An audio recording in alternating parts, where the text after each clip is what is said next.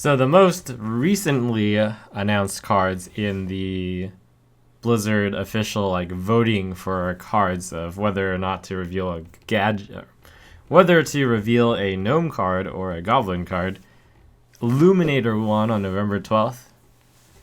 A pretty cool card. I like cards which go for more of the late game, and cards that restore health will naturally make things go more into the late game. So if you control Secret at the end of your turn, restore 4 health to your hero. And it's a 3 mana 2/4, so that by itself is sufficient in Arena. You'll pick it as like an average card, even if you have no secrets. If you have secrets, which is somewhat rare on Arena, then you get a little bit of a bonus. But overall, just a standard card, I'd say. In Constructed, I actually don't see it getting much use, even though you can build a deck with secrets. It just seems like it would be currently out of place, since Freeze Mage decks tend to not run many minions right now, and they have the longest lasting secrets. The Hunter decks tend to have more teeth to them, and they don't really want a 4 health minion.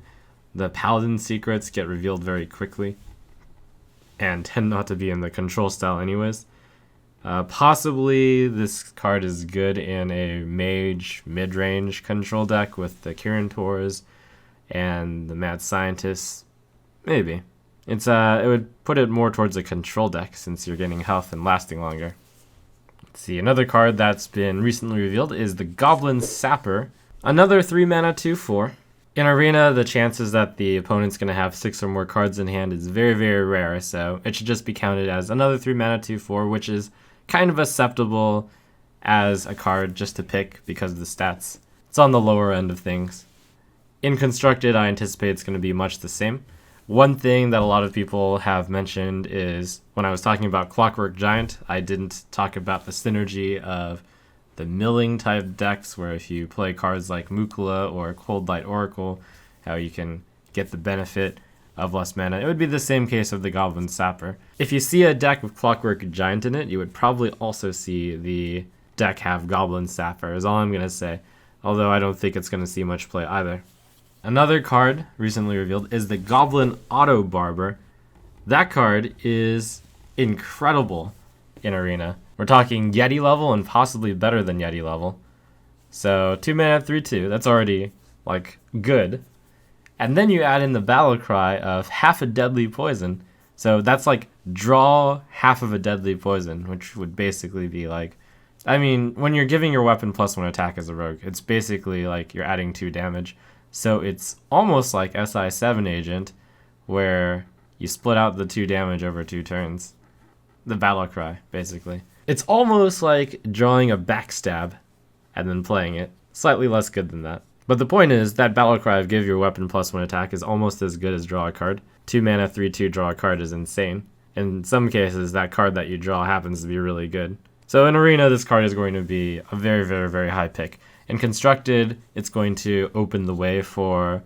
You'd put this card in an aggressive deck, you'd put it in a mid-range deck. It doesn't really fit into Miracle Rogue, but it might be so good that it fits into there anyways. But that's cool. It fits into a different type of deck. I like how it opens up different strategies. And finally, this card hasn't been officially released, and we don't even really know what class it is, but I'm going to make an educated guess that it is a warrior card. The Ogre Warmaul. Most people look at this card and say, wow, this is the worst card I've ever seen, since it has a 50% chance of attacking the wrong minion. The wrong enemy even. So you hit a minion and it might actually end up hitting the face. Here's the thing. It's all about the stats and the cost efficiency and what you get for the mana. So a 4/2 weapon has always been 4 mana. True Silver, Deathspite with slight upsides. So having this cost 3 mana, of course you would need a drawback to it. Now the drawback is pretty bad. Lacks consistency. And you'd have to put this, I figure, in a deck which didn't mind hitting the face. So in Arena, having a 3 mana 4/2 weapon which hits a minion once is actually not that bad still. That's basically 3 mana, deal 4 damage on average to a target you actually want to deal damage to. You usually don't want to hit the face in arena is the thing. But still, if you hit the face once and you hit a minion that you're actually targeting once, that's fine. And if they have like 3 minions out, then you have a... Well, let's do the math real fast. So you have a 50% chance of hitting what you want, and then you have a 50% chance of hitting something else. 2/3 of that are minions. So, well, 1/3 is that. So you have a 1/6 chance of hitting the face. Is that right? So having only a 1/6 chance of hitting the face in cases where the opponent has like 3 minions on the board isn't even that bad. Hopefully I did the math right there. In Arena, I think that this will be a fine card. In Constructed, this actually might work in a face warrior deck. Like those have existed in the past. Decks where you don't really mind sending the weapon to the face. And when you're trying to hit the face, like you usually don't mind too much if you hit a minion either. As much as this card is joked about, and by the way, the only reason why we even see it is because Blingatron randomly gave it to someone, but Blingatron has to give cards that are actually in the game, so I figure that this card will actually be a warrior card, as it's the only class which makes sense to hold a Ogre Warmaul. But yeah, I think face warrior decks in Constructed could run it. One of the cool things about the Ogre Warmaul is that it has a chance of hitting the wrong enemy, so that might actually be a benefit. Say your opponent has just their face and a concealed Gadgetzan Auctioneer out. Typically things that have hit a random enemy or hit the wrong enemy have allowed hitting stealth minions, so you try to hit the face and then you have a 50-50 chance of hitting the concealed Gadgetzan Auctioneer. That's pretty good. Not only that, say your opponent has a taunt out, you can try to hit the taunt and then sometimes you actually hit the other guy.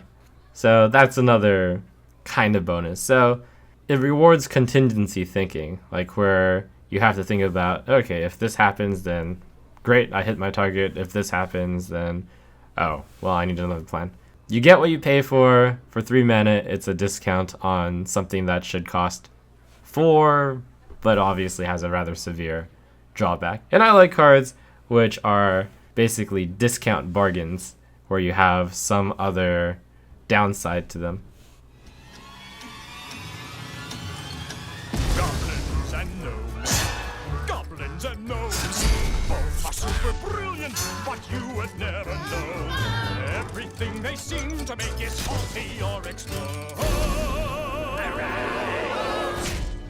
Perfecting imperfection. Goblins and gnomes. Unleash Goblin Fury! For Gnome Regard!